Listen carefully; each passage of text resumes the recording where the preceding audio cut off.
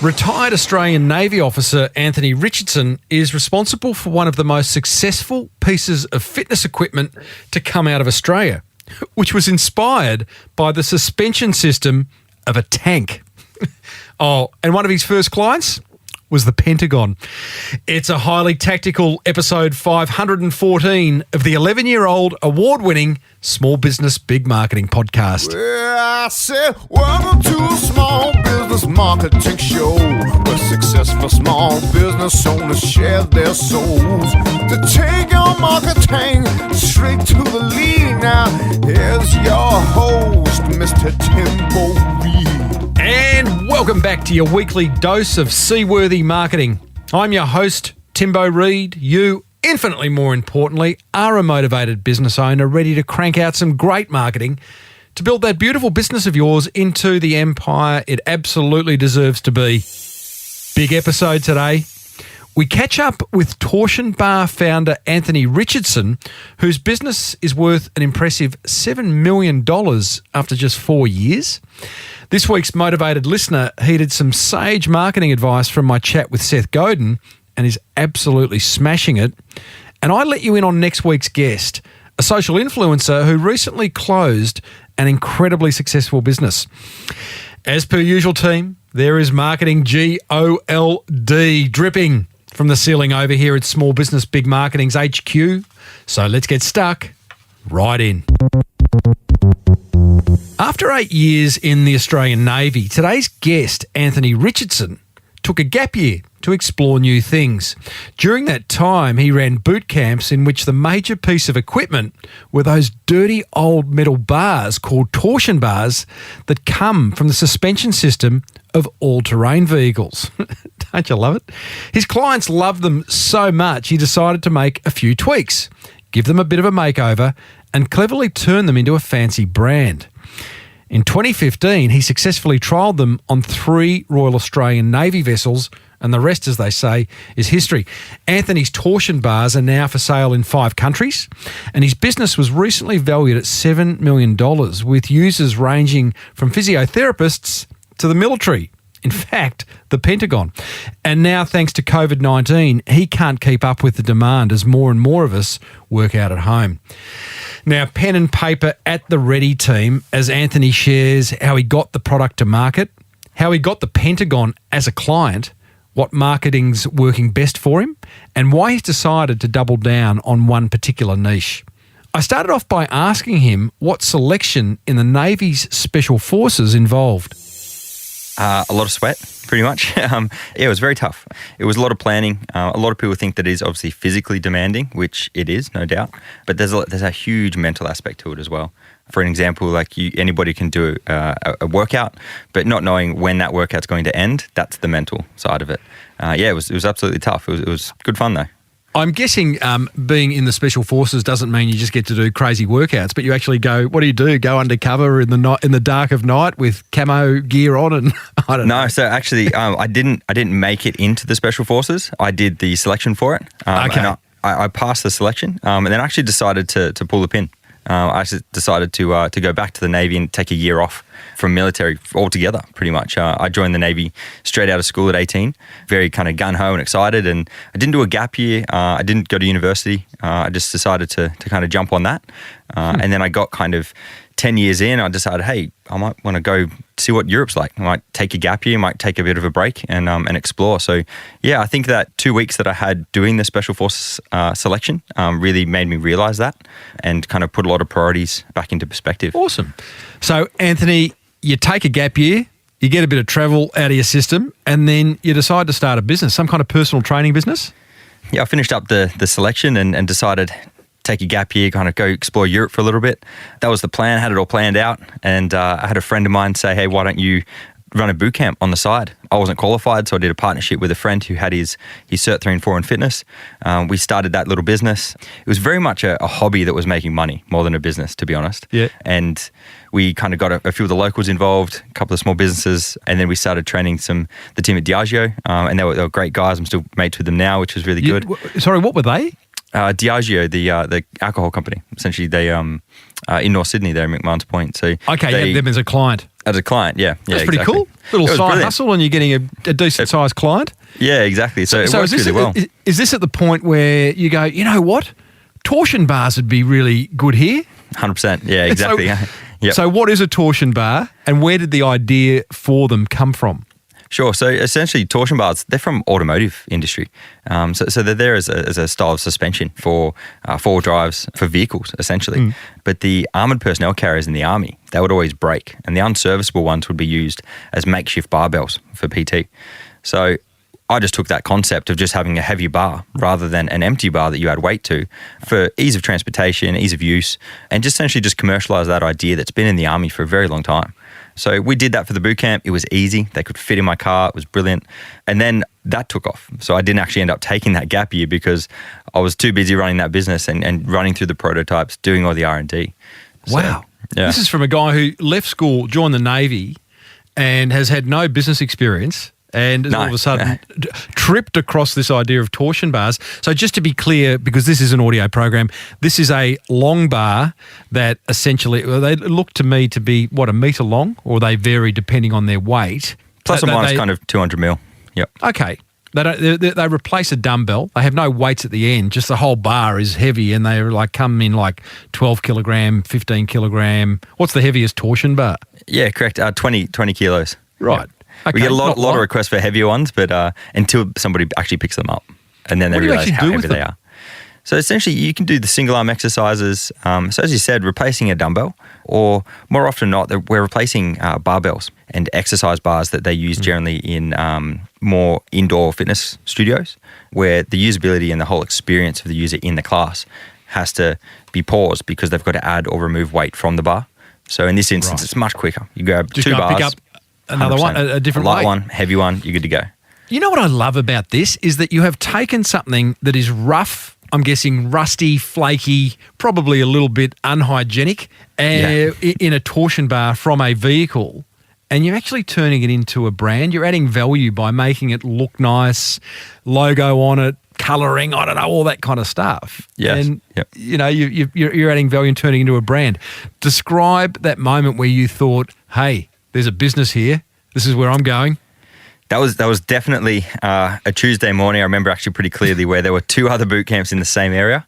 I would call them competitors until they became clients. And they were asking, hey, where did you get that bar from? And I'm like, I made it. And they're like, oh, that's pretty good. And that's when the penny dropped. I'm like, if they want it, I'm pretty sure there's a lot of other people that are having the same issues with me in transportation and all that kind of stuff with the current equipment I had. So I made them some product as well. Just had a garage in Kirribilli there that I used to operate and everything out of, manufacture the works. And then I made some for them, and then I kind of started to build a website, and the boot camp kind of just didn't happen anymore. I gave the guys who were running the boot camp all the equipment that I had, the dumbbells, the kettlebells, the torsion bars, everything. And that's actually still running to this day, which is pretty cool. That was from 2014. Right. So those guys still get together and run a boot camp every, awesome. Or at least an exercise session anyway, every couple of days. But yeah, that's definitely when it happened. I love the fact that you remember it being a Tuesday. I was waiting for a time of day, but thank you for that. 8:22. No, I have no idea. Right. You then have a relatively quick amount of success. That first year, as you say, you spent in a lot of R&D and just describe that first year of getting the idea to market and off the ground. Yeah, definitely. So obviously moving from a garage was quite difficult. The orders started to increase. Obviously coming from Navy, I knew who to target within the Navy to get that client, that customer. So that was relatively simple in terms of contact, but in terms of actually getting the line across where we actually can deliver the product to the establishments and the vessels, when Navy and Army and Air Force, that was difficult. It took a long time. So just to be clear there, one of your first clients is the Navy, is the Australian Navy, right? Yeah, that's correct. Yeah, it was. Yeah, well done. You shoot for the stars. Yeah, why not? Relatively simple because you were in the Navy and meant you knew the procurement person, or why was it simple? That sounds like a really hard client to get to me. It was. And if we look at the Navy from an outsider's perspective, you're looking at a massive organisation, and then you've got certain levels of procurement. Obviously, they need to tender. The tender needs to be open. You need to tender for it. You need to obviously apply for it. You need to go through that process. But this was different. Oh, sorry, exactly, and it takes a long time. Yeah, exactly. So it's a huge process, but we didn't have to do that because we weren't going to apply for a huge tender where we supplied all fitness equipment to the military. All we were doing was supplying one product as essentially a subcontractor to the prime contractors. So that was much easier. And anybody listening who wants to do that, that's what I'd recommend. Don't try Let's understand that, because here is a strategy to get a big government client. So you are not tendering. That's too hard and long and drawn out and fraught with danger. 100%. You have found someone who's already got a contract with the Navy. You have subcontracted to them, and they clip the ticket along the way, and you've all of a sudden got yourself a decent-sized client. Correct. I just needed to create the demand from the client. So then they went to the contractor, the prime, and said, we need this. And we were the only ones that made that. So it was good. Is that Navy talk? The prime? The prime. It's actually Optimus Prime. No, I'm joking. That's right. Yeah. So that was the easy part. You said the hard part was what in year one? Was getting it added to that tender list. So obviously that list has a huge amount of equipment on it, and it didn't have torsion bars. So creating the demand from the people that I did know, and then going into the people who essentially populated that list and getting that list done. That took about 18 months. So then anybody who did get that prime contract knew what a torsion bar was. They'd put it into Google and we'd pop up. Yeah, okay. Yeah. The R&D that you've gone through, so at some point you've moved from doing this in your backyard, chopping up bits of steel and, making them look fancy, to actually, what, did you outsource? Did you have to go overseas? Did you find a local manufacturer? We did. We've actually moved manufacturers a few times now in China. All manufacturing is done in China. We tried to do it here. We wanted to scale the current manufacturing we had in that little Kirribilli garage. It just wasn't feasible. We were looking at kind of $300 for a product that probably should cost about $100. We just couldn't do it as much as we tried. So we did go overseas, did numerous trips over there, kind of sitting in the warehouse for 10 days, just making sure that what was coming off that production line was going to meet quality control and was going to look good and actually stand the test of time. And then that took a lot of process. It's a simple product. It's a steel bar, solid steel. It's got a coating on it and 2 end caps. But the amount of effort that goes into researching and then developing those end caps so they don't crack, so they don't split, they don't kind of get too hot in certain temperatures. Like, you got to remember, we're going from winter in Canberra in -5, where they get too hard, and if you drop it on concrete, it's going to crack, to the back of a Navy deck on a ship in the Middle East, where you've got kind of direct sunlight, 80 degrees. So little things like that was where we really had to understand what kind of materials we could use, but then also were those materials recyclable. We didn't want to create thousands and thousands of new plastic products as well. We wanted to recycle where we could. And then it kind of came into the actual coating, making sure that if it was on the back deck of a ship for 6 months, it wasn't going to rust like everything else on the ship. Making sure that those caps were essentially the only thing that you would change out if you did make that investment in a torsion bar. So during this process, Anthony, the first 12 to 18 months, you're playing around, getting the product right. You've got the Navy as a client, which is awesome. I imagine you are also, because in year 2, your business gets valued at $7 million. That's not just off the back of having the Navy as a client. Who else are you marketing to, and how are you doing that? We actually did a lot of B2C sales. And if you're looking at a product like us, Online? Online, yeah, exactly. And a lot of overseas sales as well. So we worked really well in Australia. We got the Navy. That built out a lot of credibility around our product, and then sharing that credibility with overseas markets. I had a lot of contacts in the US military as well. So that was an easy stepping stone. So I went there, and in 2018, I believe it was. No, it would have been 2017, around July. I went Tuesday, or was it Tuesday or Wednesday? I can't remember this one. Okay. I'm sorry to let you down, but I got no idea. Yeah, no, that's okay. Then I went to Washington and actually did a workout, a demonstration workout at the Pentagon, which was really cool. I was like a kid in a candy store. It was awesome. How does that happen? How do you? I get you've got the Australian Navy as a client. You get an introduction to the US Navy, and they say, "Listen, chap, hop on a plane. We'll meet you at the Pentagon, and you can take a few of the boys through a workout." Is that kind of how it works? Yeah, kind of. I had a contact over there, and I was reaching out for quite a while, just wondering, taking what I knew of the Australian military and how items were procured and purchased, and then understanding how that would work in the US, and then who would be the best point of contact. And anyway, I landed on a guy I used to work with, and he had a contact at the Pentagon, and it just worked. So I went in there and I ran a workout for about 35 people, and it was great. And then I went down to Norfolk Navy Base, which was obviously down Norfolk. Biggest Navy base in the world. It's massive, yeah. It's huge, about 100,000 active personnel. It was so many ships. And that was great. Did a workout down there. And it worked brilliantly. Tell us about, just rewinding, tell us about going to the Pentagon. What's that look like?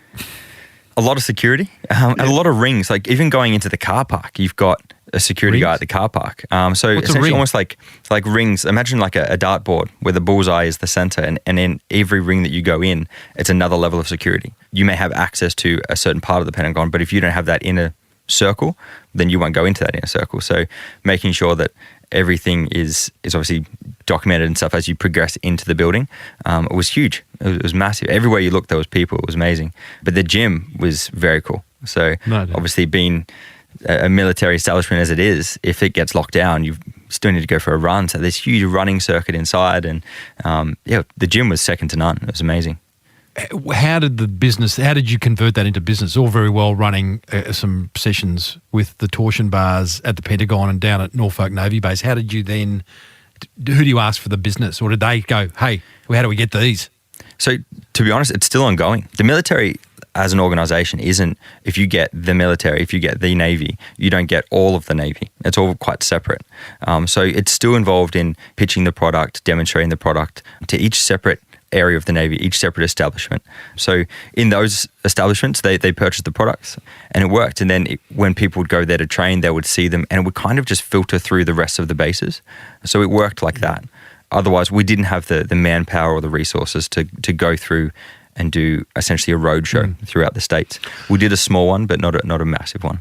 I guess it's the torsion bar is the type of product that would get talked about, especially amongst military people, because they're probably, up until now, they've just been pulling them out of, what do you call them, some kind of vehicle, all-terrain vehicle, or... Yeah, the armoured personnel carriers. Armoured personnel. Yeah. So they go, hey, look at this. Some bloke's actually gone to the effort of making these things look nice. Yeah, pretty much. So they're getting talked. You kind of, it's a self-perpetuating kind of marketing strategy where people are going, this is awesome. You said during that period, that first 18 months, Anthony, that beyond Navy contracts and sales, you were doing a lot of B2C sales. What did you get, a little e-commerce site up and running?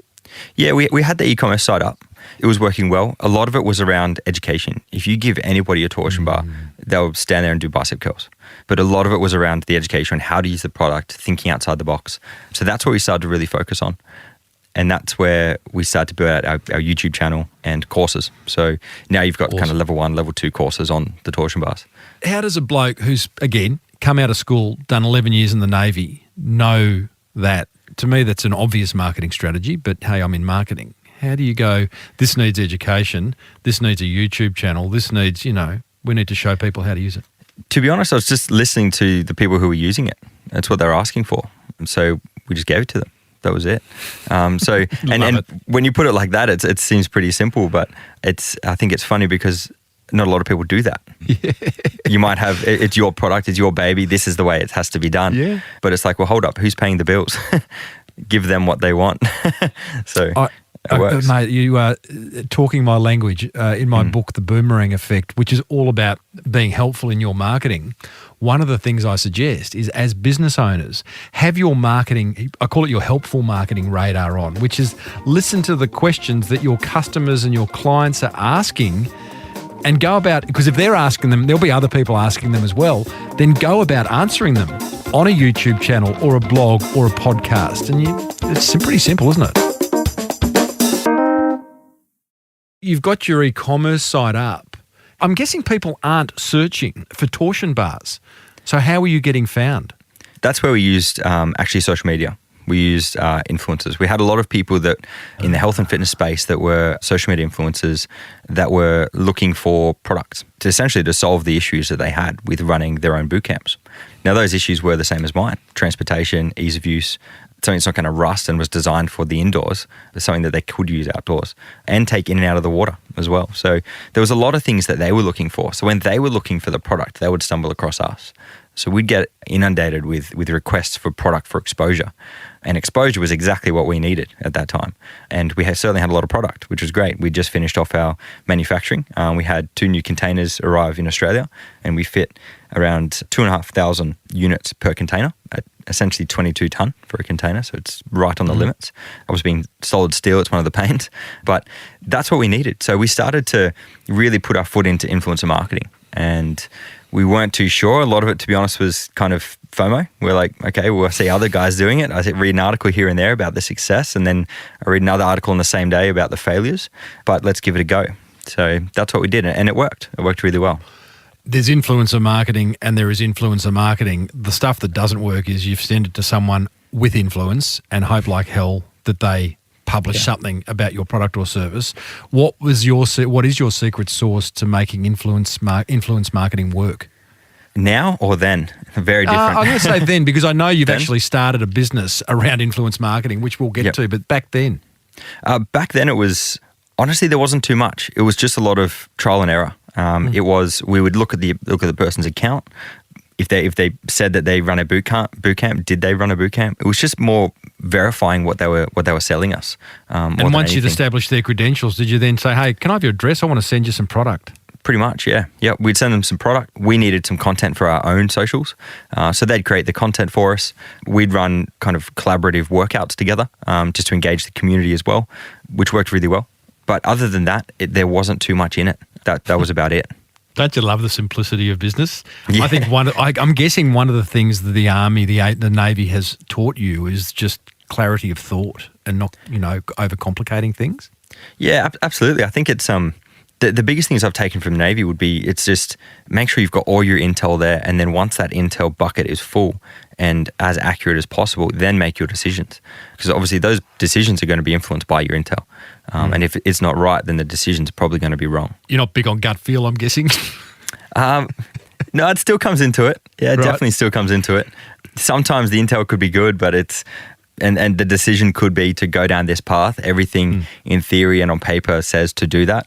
And to be honest, a lot of the gut feel for me just comes when I'm working with people. Like I'll absolutely work with a person over what they can offer the business. If they've got the best looking offer on paper, but I'd probably choose different words here because we're on a podcast. Go for gold, mate. Don't let the podcast get in the way. If they're dickheads. If they're dickheads, absolutely. If he's a dick, you're not going to work with him. Like 100% do business with people. So at the end of the day, if it has worked out how you planned and both of you wanted it to, or you haven't, on Friday afternoon you still have a beer and go, wow, that didn't work. But what can we do next week to change it?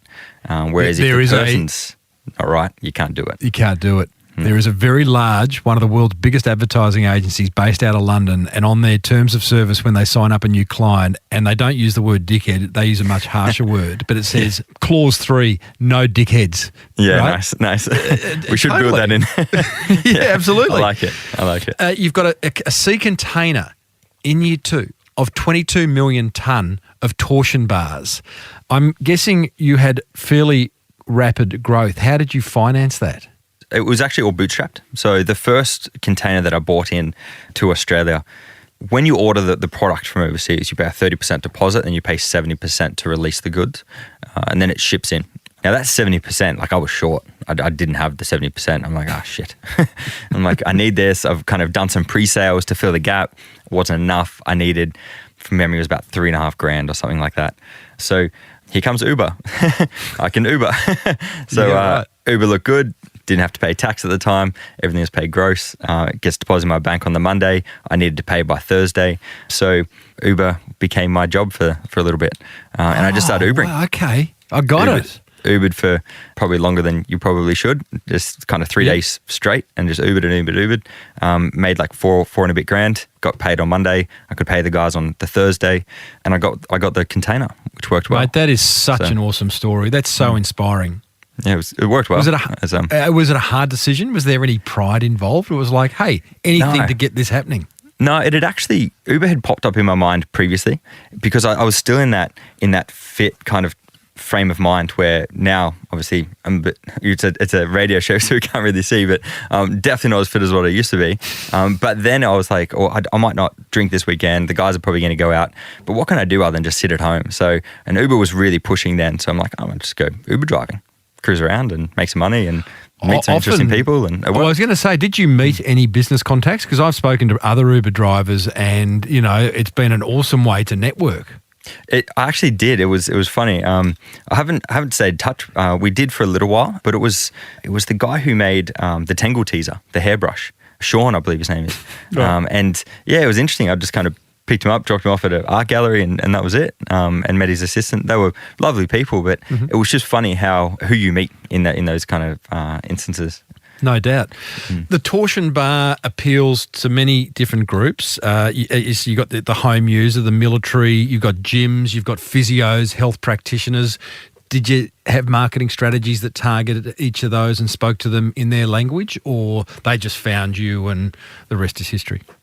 Yeah, we did. And to be honest, in the beginning, it was quite, let's target them all and see which ones really bite.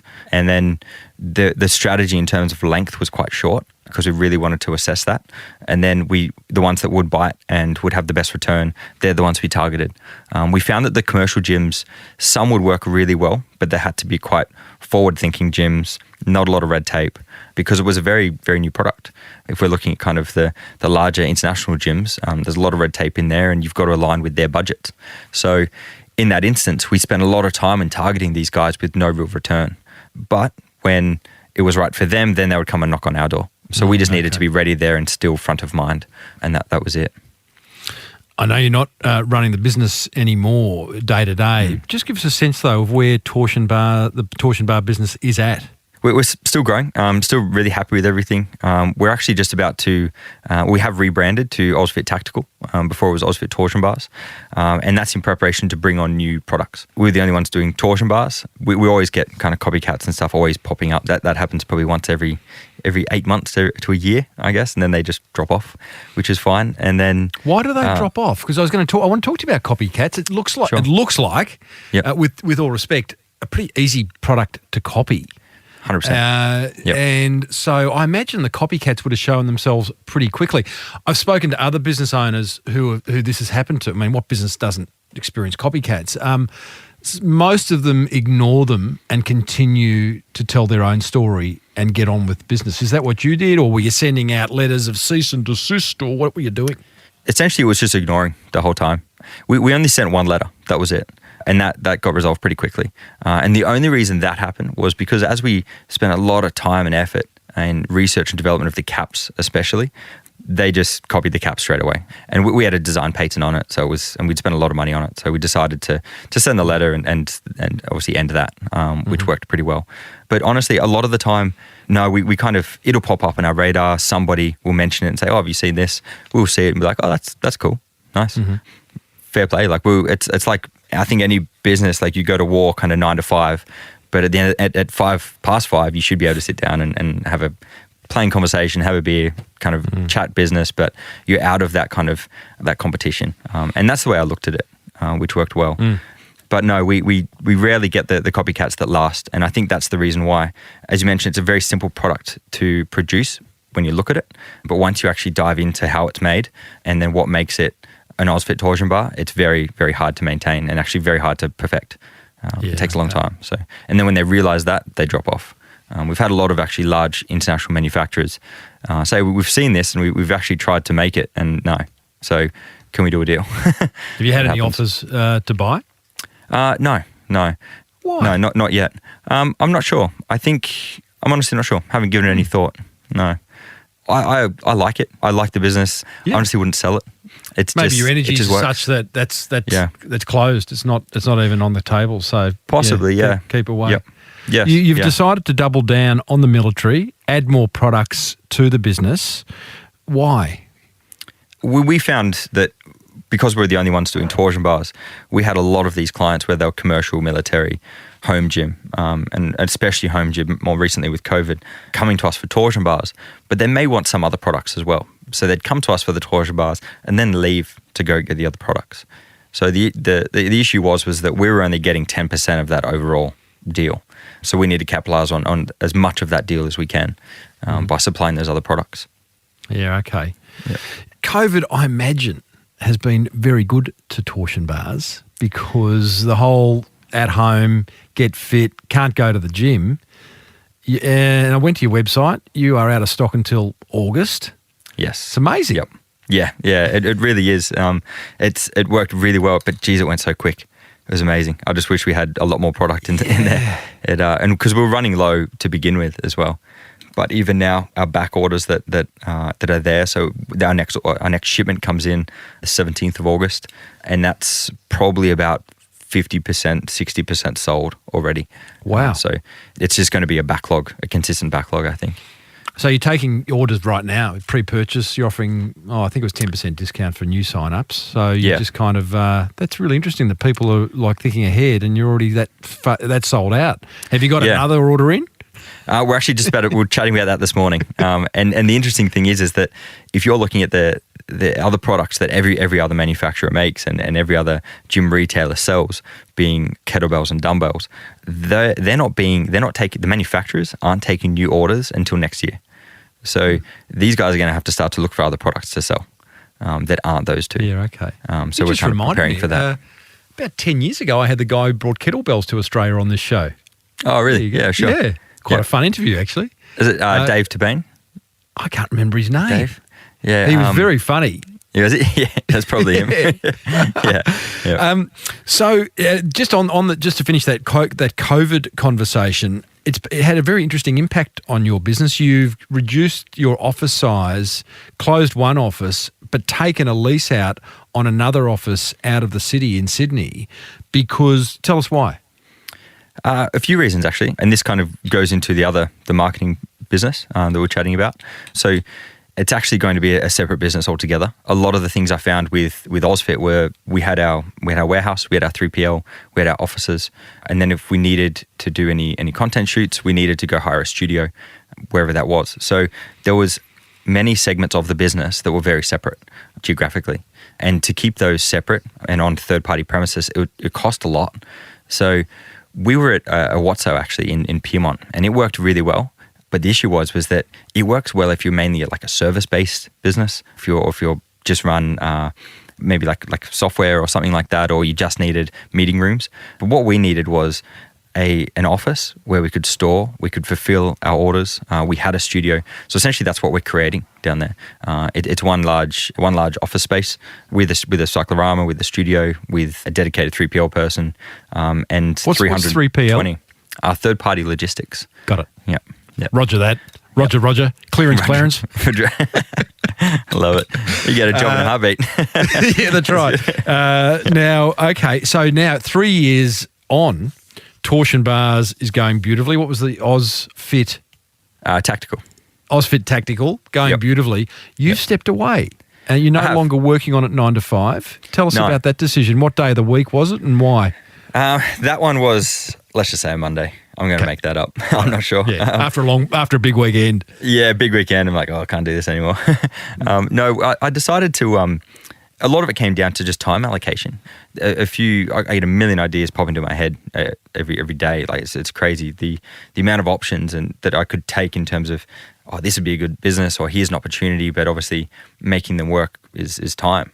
Million ideas for other businesses. Yeah. So, and a lot of them I just got to obviously put on the back burner or just completely forget about. So, but anyway, a part of the marketing strategy that we had with our influencer marketing was essentially just putting your hand in the wind and hoping kind of you knew which direction to go, and kind of fumbling around for some sort of outcome with that was just not the way we wanted to go ahead with our marketing, especially with influencers. We looked around to see, okay, well, how can we create some rigor and a little bit more transparency in what the influencer is going to offer us, and how can we verify that offer, and then how can we forecast some sort of outcome, especially for investment, as the investments start to turn from just a couple of bars through to thousands of dollars. And that's where we had to get quite serious about it. So we looked at the products that were on the market, and a lot of it this was right Cambridge Analytica time. So we're looking at kind of June, July, August 2018. So data privacy and security is utmost important. And the API for Instagram had just been shut off because of Cambridge. So we were looking around, and a lot of people were just scraping data. Can you just explain what that means for the great unwashed? Sure. So essentially, the API is essentially the backdoor into the platform, and the platform being Instagram. So that allowed third-party products to access a certain amount of information. Back then, it was quite easy. So those third-party products could access data on any account. they could just put it in and request that data to come back. Post-Cambridge, a thing called an authentication token had to be granted. So the person who owned that account had to recognize the third party trying to gain access and had to say yes or no, essentially. I give you permission to view this data set, which is brilliant. It's the best thing that could happen. So this idea was big enough in your mind to leave after 3 years a business that's still growing. Hey, it's doing well in torsion bars, but it's, it's early days. Yeah. Yep. What inspired you so much to walk away from that? It sounds like you're still involved. I'm still involved. I don't run the day-to-day. Pretty much. I'm still there. I do pretty much every Wednesday is my AUSFIT day, and then I'll dedicate that, and then everything else is just run through Alex, our GM. So he runs that. And this social influencer business that you started, weird name, first question, Q83? Yeah, it was a table number when I was in LA doing torsion bar stuff. I needed a name. I was writing the feasibility document, so my table number would do. That'll work. And I was actually saying that in a demonstration when I got asked the same question, and a guy across the other side of the room in this big open plan office just spun around in his chair, and he's like, "It's the best thing I've ever heard." And just got back to his desk. So it was pretty funny. Are you happy with the name? I am actually. I am. It works. There's a lot of change about to happen with Q83. So we're actually just about to launch 2 new products. So Q83 became a lot, obviously focusing on what I needed to fix for AUSFIT, being authentication and value transparency. And then we wanted to focus on essentially workflows for massive influencer marketing agencies, for creative agencies, for everybody. But we took a lot of our learnings from 2018, August 2018, when we founded Q83, all the way through to now. And we learn a lot, both here in Australia, in the UK, quite a lot of success in the UK. We've got a large investor in the UK. A large media company actually acquired 20% of Q83 when it was only 12 months old. Well done. So it worked really, really well. But I think it's our philosophy and what we're trying to achieve as a collective with them is quite different to what's in the market. So that's where we're just actually about to launch an app called Kitly and an agency offering called Kitly Business. And it's aimed to... Kitly was the name of the restaurant where Q83... No. It's, this one was essentially focusing on media kits. So we wanted to take the rigor and what the lessons learned essentially of 20 years of digital and push that into social. There's no difference. It's just you've got an influencer who is essentially a social publisher, but they don't have a building in the city where they wear many hats. They get everything done, but they still need the same amount of rigor in terms of a third-party authenticated media kit to prove that the metrics that they've put in there are realistic and are accurate. So if I'm a brand or an agency and I'm casting this individual for a campaign that's a $500,000 campaign, I need to make sure that I'm going to get the results that I've promised for my client. And by just basing that off followers and then engagement, it's not going to get you there. So making sure that the actual reach of the grid content, Instagram specifically here, is going to get you there. So if 500,000 followers, they may be only reaching 10,000 people. And of those people in their stories, they may only be reaching 200. But if you think by paying them kind of thousands of dollars, you're going to be reaching 500,000 people, you're kidding yourself. 100%. Do you wish you'd started in business earlier? Well, my first business was actually when I was 16. I had an aid stand? No, mobile mower servicing. Of course. Yep. I did a course on small engines, and I actually worked at a service station in Wagga, and it was an old style service station where I was the attendant. I'd go out and I'd fuel the car. And half the time my job was to get these old dirty lawnmowers out of these nice Mercedes and drag them into the workshop. And I'm like, why don't you just go to their house? And he's like, oh, they just bring them here, it's fine. So I just got some tools and put them in a bag and just rode around because I didn't have my license. And then I'd go there, fix the lawnmower, and then mow the lawn for an extra $20. So $100 you get a lawnmower service and your lawn mowed, done. Excellent. And then I got fired from the station because I took all the business. I love it. You were cutting his grass, so to speak. Yeah, pretty much. Yep. Wow. How long do you think you'll be able to last with Q83 before the next big idea comes along and distracts you? No, I'm in this one for the long haul. Yeah, good. This one's you've got this a 20% one's really good. share. You got a 20% shareholder now, so you got to be good. Yeah, you got to be focused. Exactly. That's right. And Anthony, it's an awesome story, mate. Thanks for sharing torsion bars. I love the fact that you've kind of just added value to something that was kind of a little bit mundane. Wonder what else we could do that with. But I'll watch with interest. AUSFITTactical.com.au is where people would go, or to q-83.com, I guess, if you want to find out more about Anthony Richardson. Well, there you go, team. Torsion Bar founder Anthony Richardson. Here's what grabbed my attention from that chat. Attention grabber number 1. I loved how Anthony turned a dirty old piece of suspension from an all-terrain vehicle into a polished fitness brand. Very, very clever indeed. What have you got lying around that you could turn into a brand? Not a bad question to ask. Attention grabber number 2. I love how he went after the Pentagon as a client and got them.